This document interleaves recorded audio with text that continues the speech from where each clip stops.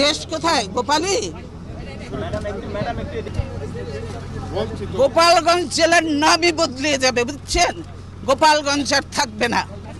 গতকাল জাতির জনক বঙ্গবন্ধু শেখ মুজিবুর রহমানের জন্মস্থান গোপালগঞ্জ নিয়ে এমনই কটূক্তি ছিল বেগম জিয়া।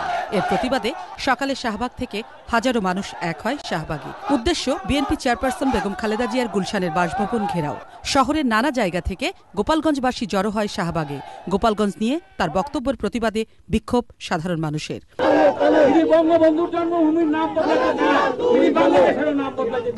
আমরা তাকে প্রত্যাখ্যান করলাম, অবাঞ্ছিত ঘোষণা করলাম।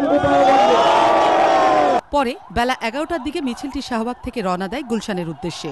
বেগম জিয়া ক্ষমা না চাইলে আজীবন তাকে গোপালগঞ্জ প্রবেশ করতে দেওয়া হবে না বলে দাবি গোপালগঞ্জবাসী। জাতির জনক বঙ্গবন্ধু যেখানে শুয়ে আছেন সেই মাটিকে অবমাননা করেছেন, আমরা এটার বিচার চাই। গোপালগঞ্জবাসী তথা সারা বাংলাদেশের কাছে তাকে ক্ষমা চাইতে হবে।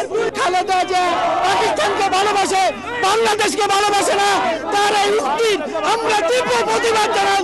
পরে ফার্মগেটে মিছিলটির গতিরোধ করে পুলিশ। বাধার কারণে মিছিলটি সেখান থেকে আবারও শাহবাগের দিকে ফিরে যায়। সোমা ইসলাম, চ্যানেল আই, ঢাকা।